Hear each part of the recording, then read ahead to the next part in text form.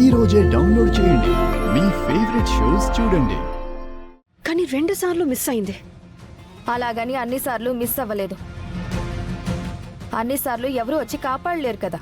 కరెక్ట్గా చెప్పావు అక్షిత. ఈ పెళ్లి ఎంత తొందరగా జరిగితే అంత మంచిదేమో. నా కొడుకు ఆ పల్లెవి మెళ్ళలో తాళి కడితే పోయే దాని ప్రాణం కాపాడడం ఆ దేవుడి వల్ల కూడా కాదని గురువుగారు చెప్పారు కదా.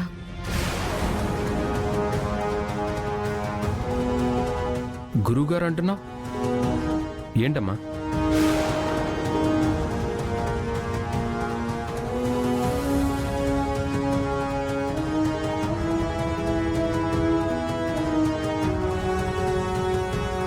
అది బావగారు.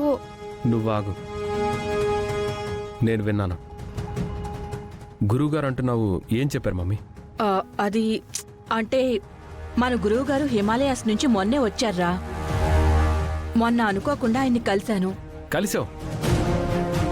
ఆయన నీకేదో చెప్పారు, నువ్వదేదో దాస్తున్నావు. ఏం చెప్పారో చెప్పు మమ్మీ.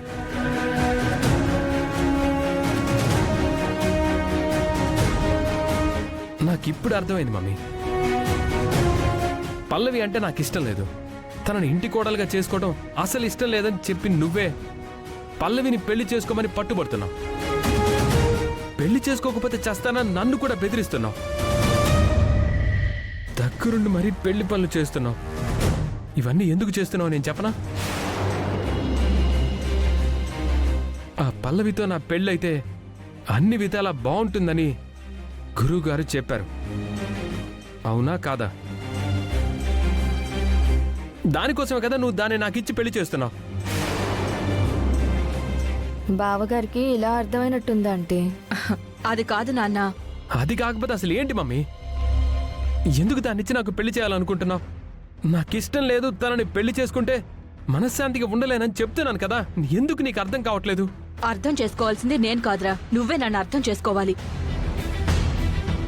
నేనేం చేసినా నీ మంచి కోసమే అని చెప్తున్నాను కదా. అడిగిన ప్రతిసారి ఇదే మాట చెప్తున్నావు. ఏం జరుగుతుంది నాకు మంచి? ఏం మంచి జరుగుతుందని నన్ను దాన్ని పెళ్లి చేసుకోమంటున్నావు? ఆ పల్లవి పీడ విరగడైపోవడమే ఇక్కడ జరిగే మంచి. తర్వాత నేను నిన్ను పెళ్లి చేసుకోవటమే నాకు జరిగే మంచి.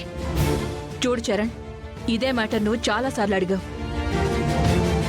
ఈ పెళ్లి చేసుకోనంటే గనక నేనేం చేస్తానో కూడా చెప్పాను.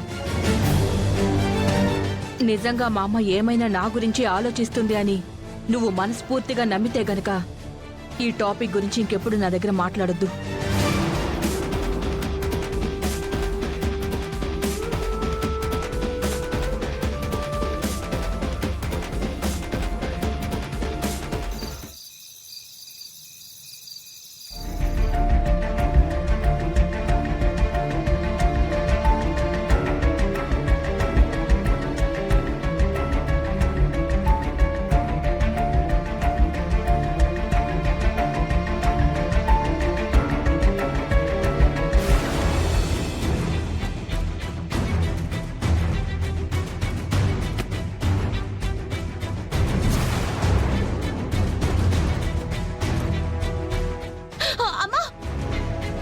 అయ్యో పల్లవి, పల్లవి, పల్లవి, పల్లవి.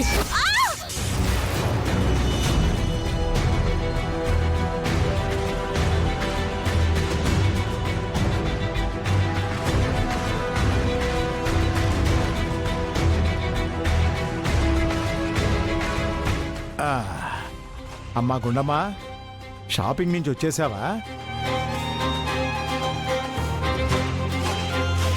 అమ్మా గుండమ్మా, గుండమ్మా,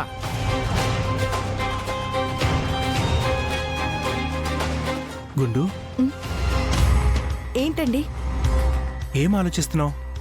ఇందాక నుంచి నాన్న నిన్ను పిలుస్తూనే ఉన్నారు, నువ్వేం పలకకుండా కూర్చున్నావు? క్షమించండి మావయ్య, మీరు పిలిచారా? నిజంగా నాకు వినిపించలేదు. ఏదో ఆలోచనలో ఉండి. దేనికమ్మా అంత పరధ్యానంగా ఆలోచిస్తున్నావు? షాపింగ్లో ఏమైనా ఇబ్బంది అయిందా? అంతా బానే ఉంది కదా? షాపింగ్ బాగానే జరిగింది, కానీ అక్కడ పల్లవికే పెద్ద గండం తప్పింది మావయ్య. గుండమ్మా, ఏమైంది?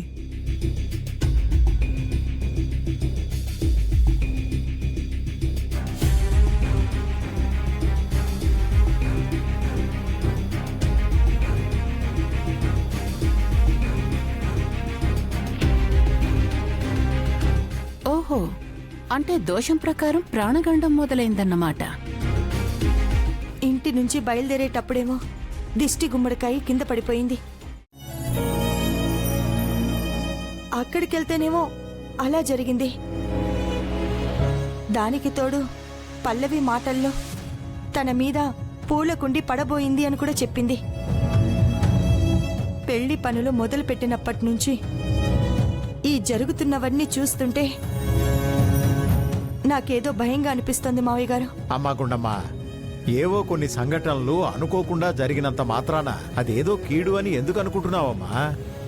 లేదు మావయ్య, పల్లవికి ఏవైనా జరిగితే నేను తట్టుకోలేను. గుండమ్మా, ఏంటిది పిచ్చిదానిలాగా? ఇప్పుడేమైందని? పల్లవికి ఏం కాదు. అన్ని పనులు దగ్గరుండి మనమే చూసుకుంటాం కదా. నువ్వేం బెంగ పెట్టుకోకు. దాని గురించి అస్సలు ఆలోచించడం మానే.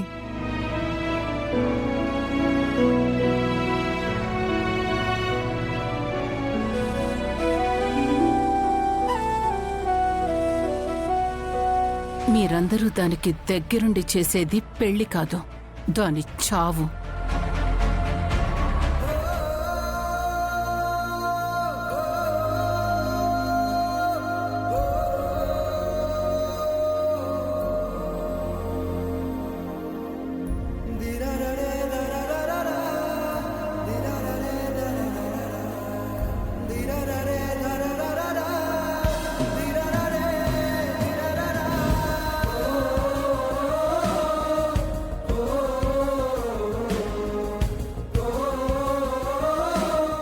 షాపింగ్ కాంప్లెక్స్లో పంతులు గారు ఆ అమ్మాయి కనిపించిందని చెప్పాడు. అక్కడ కూడా మిస్ అయిపోయింది. కానీ కాంపిటీషన్లో పాడిన అమ్మాయి వేరు. అదే గొంతు, కానీ ఆ పోలికలు ఏమీ లేవు. వేరేలాగా ఉందని చెప్తున్నాడేంటి? అసలు ఆ అమ్మాయి ఈ అమ్మాయి ఒక్కతేనా, లేకపోతే వేరువేరా?